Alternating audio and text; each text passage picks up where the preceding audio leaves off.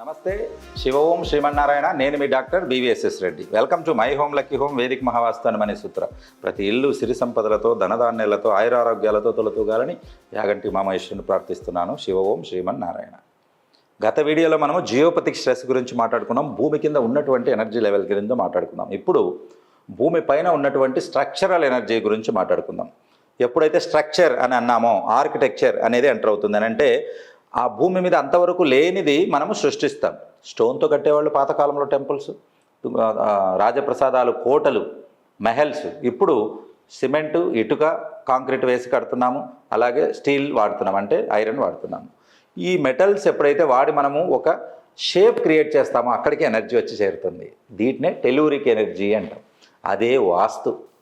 కాబట్టి మనము ఒక పక్షి చిన్న గూడు కట్టుకున్నా, అలాగే పశువుల పాక కట్టుకున్నా, పూరి గుడిసె వేసుకున్నా, రాజమహల్ కట్టుకున్నా, ఏది కట్టుకున్నా ఒక షేప్ వచ్చిందంటే అక్కడికి ఎనర్జీస్ వచ్చి చేరతాయి. వాస్తు పురుషుడు అనేది అక్కడికి ఎంటర్ అవుతాడు. ఇది కంపల్సరీ గమనించాలి. అప్పుడు టెల్యూరిక్ ఎనర్జీ అనేది క్రియేట్ అవుతుంది అని అంటే మనము స్ట్రక్చర్ క్రియేట్ చేసాం. ఈ స్ట్రక్చర్లో పిల్లర్స్ ఎన్ని, ఏ వైపు రోడ్డు ఉంది, నార్త్ ఏంటి, సౌత్ ఏంటి, ఈస్ట్ ఏంటి, వెస్ట్ ఏంటి, దిశలేంటి, ఉపదిశలేంటి, ఈశాన్యము, తర్వాత వాయువ్యము, నైరుతి, ఆగ్నేయము, ఈ దిశలు, తర్వాత వీటికి మళ్ళీ ఉపదిశలు. కాబట్టి ఈ రకంగా 16 జోన్స్ అనేది రెడీ అవుతాయి. మిగతా 2 జోన్స్ ఊర్ధ్వము, అధోముఖము. టోటల్గా 18 ఎనర్జీ లెవెల్స్ తయారవుతాయి. భూమి మీద 16 జోన్స్ ఉంటాయి, 16 జోన్స్. వీటన్నిటిని కూడా మనకు క్రియేట్ చేసినటువంటి ఇప్పుడు ఈ బిల్డింగ్స్లో నుంచి వచ్చేది వాస్తు. అస్తు అని అంటే నివాసయోగ్యమైనది అలాగా తయారు చేయడానికి ఉపయోగపడేదే వాస్తు. వాస్తు యొక్క మీనింగ్ అన్నట్టు. సో దీన్ని టెల్యూరిక్ ఎనర్జీస్ అంటాం. ఈ ఎనర్జీస్ మనం క్రియేట్ చేసినవి, అంతే కదా. ఒకప్పుడు బిల్డింగ్ లేదు, మనం ఆ ప్లేస్లో బిల్డింగ్ కట్టుకున్నాము, ఒక కొత్త శక్తి వచ్చి చేరుతుంది, రైట్. అందుకే చెప్పేది, ఎవరైనా నివాసం లేని ఒక బిల్డింగ్, పాత బంగ్లాలు ఉంటాయి చూడండి, మీరు పెట్టారండి, దాన్ని భూత్ బంగ్లా అంటారు. కొన్ని రోజుల వరకు మనుషులు లేకపోతే ఏమవుతుంది, భూత్ బంగ్లా అంటే అక్కడికి ఏమొచ్చి చేరుతాయి, నెగిటివిటీ వచ్చి చేరుతుంది. అక్కడ వెళ్ళాలంటేనే భయం వేస్తుంది. అదే దాంట్లో మనుషులు ఉన్నారనుకోండి, హాయిగా అందరూ వెళ్తారు, అందరూ ఎంజాయ్ చేస్తారు. సో మనిషి యొక్క ఆరా అక్కడ పనిచేస్తుంది. సో ఇది ఈ టెల్యూరిక్ ఎనర్జీస్ను మనము 18 జోన్స్గా చూస్తాము. దానికంటే ముందు డిగ్రీస్ అనేది క్యాలిక్యులేట్ చేసుకుంటాము. ఈ డిగ్రీస్ ఎలా క్రియేట్ అవుతాయి? భూమి తిరుగుతూ ఉంది, ఎటు నుంచి ఎటుకుని అని అంటే మనము నార్త్ పోల్, సౌత్ పోల్, భూమి తిరిగినప్పుడు దాని చుట్టూ తాను తిరిగినప్పుడు నార్త్ పోల్, సౌత్ పోల్ అని 2 మ్యాగ్నెటిక్ ఎనర్జీస్ క్రియేట్ అవుతాయి. అయస్కాంత శక్తి క్రియేట్ అవుతుంది. ఆ శక్తి ప్రవాహము నార్త్ టు సౌత్ వరకు వస్తుంటుంది. అది ఒక సర్కిల్ మాదిరి ఉంటుంది, ఒక డంబెల్ షేప్. ముందరికెళ్ళి నార్త్ నుంచి సౌత్కు ట్రావెల్ అవుతుంది, మళ్ళీ రివర్స్ వస్తూ ఉంటుంది.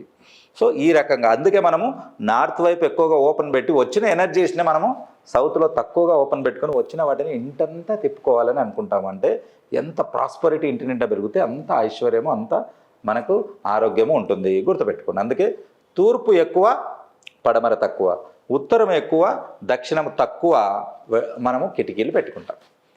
సాధ్యమైనంత వరకు కొన్ని చోట్ల అయితే కిటికీలే రావు, ఎందుకంటే వెనక కబోర్డ్స్ ఇవన్నీ పెడతాం. ఉత్తరము, తూర్పు చూస్తే వీలైనంత తెరిచి పెట్టుకుంటాం, అది చాలా మంచిది. సో ఇక్కడ మనము డిగ్రీస్ అనేది ఎలా చూస్తామనంటే నార్త్ సౌత్కు ట్రూ నార్త్, మన ఇల్లు నార్త్కు ఎదురుగా ఉంటే దాన్ని ట్రూ నార్త్ అంటారు. 0 డిగ్రీ లేదా 360 డిగ్రీలకు కరెక్ట్గా ఉంది అని. అది ఎలా తెలుస్తుంది? కంపాస్ పెట్టి చూస్తున్నాం. కంపాస్లో మీ ఇంటి లైన్, కంపాస్లో ఉన్న లైన్ 2 అలైన్మెంట్ అవుతాయి, 2 ఒకటే అయితే ఇల్లు 0 డిగ్రీస్ ఉన్నట్టు లెక్క.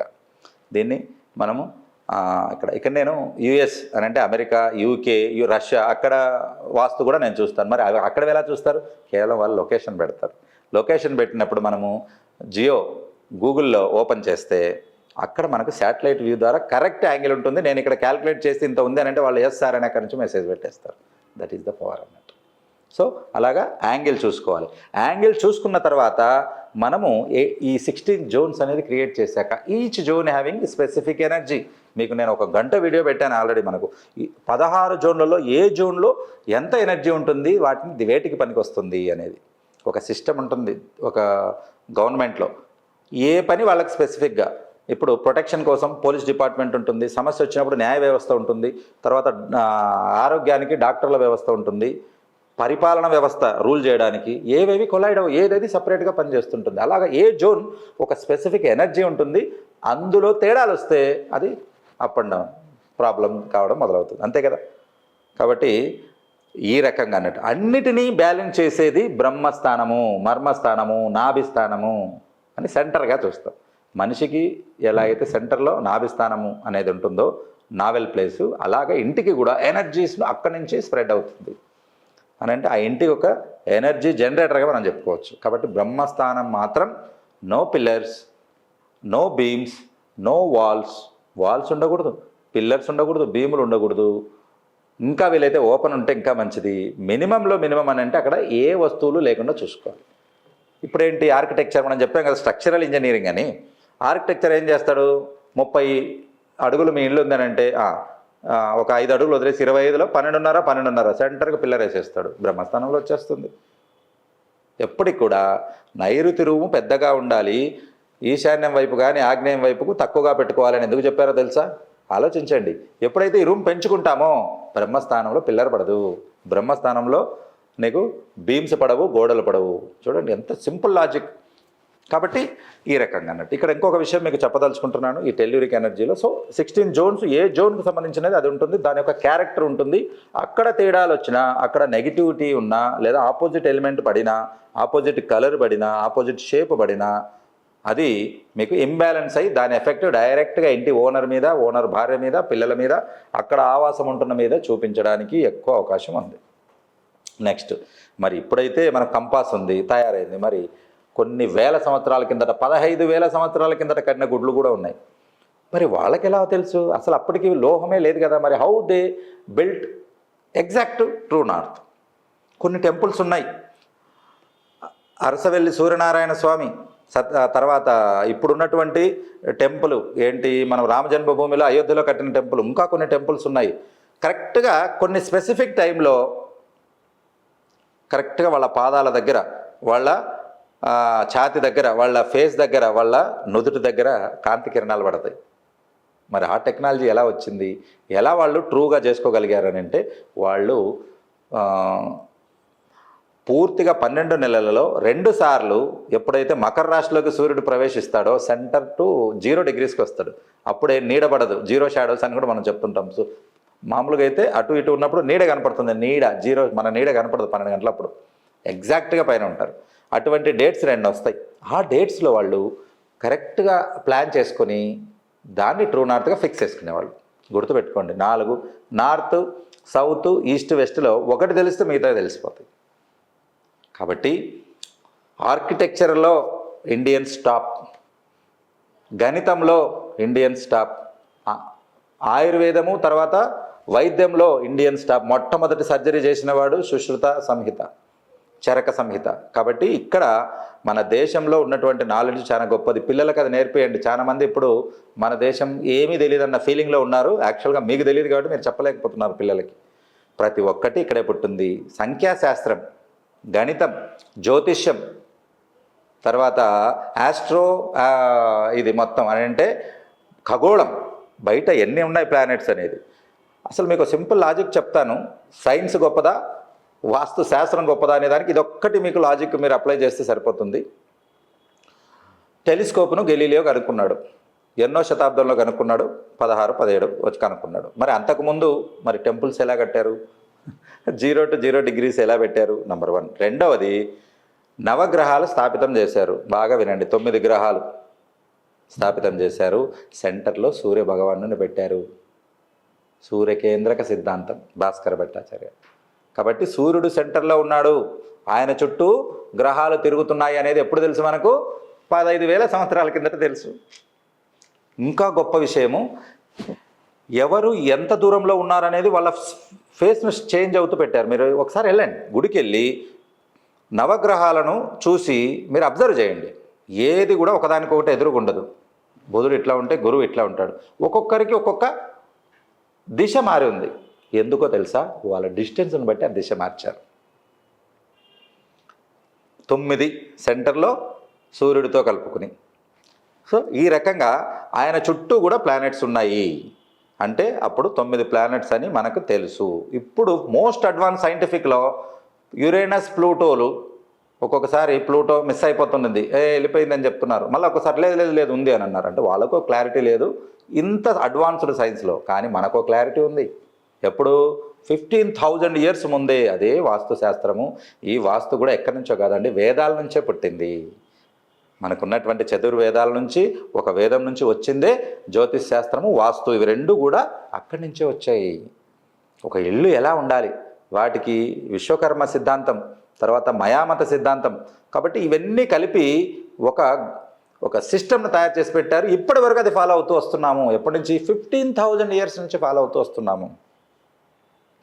కాబట్టి ఈ విశ్వకర్మ సిద్ధాంతం కూడా బ్రహ్మ యొక్క ముఖ వర్చస్సు నుంచి అని అంటే ఆయన నోటు నుంచి వెలువడింది. ఆయన నుంచి విశ్వకర్మ నుంచి అందరికీ ఇప్పుడు మనకు అందజేయబడిన గొప్ప గ్రంథమయ్యా ఇది. గొప్ప శాస్త్రము, గొప్ప నాలెడ్జ్ ఇది.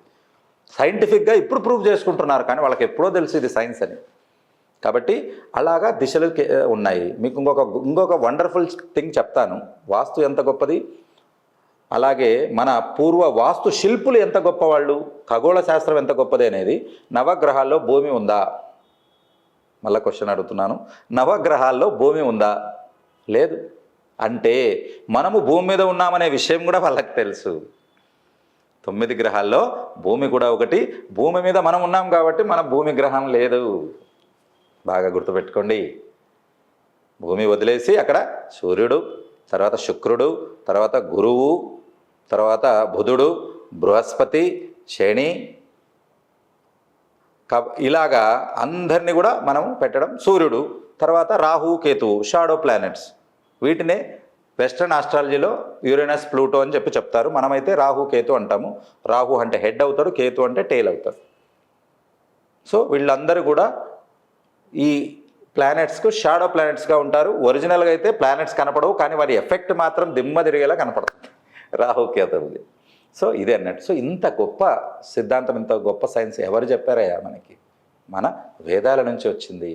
కాబట్టి కల్పితము అనే పదాన్ని తీసి పక్కకు పెట్టండి, దాని మీద రీసెర్చ్ చేయండి, దాని మీద పెట్టండి. ఏదైనా ఒకటి. అలోపతి ఇంతలా డెవలప్ అయ్యింది, ప్రపంచమంతా ప్రతి దేశం ఎందుకు యాక్సెప్ట్ చేస్తుంది allopathy? Because lots of research is going on. ప్రతి మందుకు కూడా 100 కోట్లు ఖర్చు పెట్టి రీసెర్చ్ చేస్తున్నారు. అందుకు తెలుస్తుంది. 100 మంది పేషెంట్ మీద రీసెర్చ్ చేస్తున్నారు. మీరు తెలుసా, ఒక్క మందు బయటికి రావాలని అంటే కనీసం 1000 కోట్లు ఖర్చు పెడతారు ఒక కంపెనీ. కనీసంలో 1,00,000 మంది మీద ప్రయోగాలు చేస్తుంది. మరి దీని మీద కూడా రీసెర్చ్ చేయండి, అప్పుడు తెలుస్తుంది. రీసెర్చ్ చేయకుండా ఇది తప్పు అని చెప్పడం సబబా అని నేను అడుగుతున్నాను.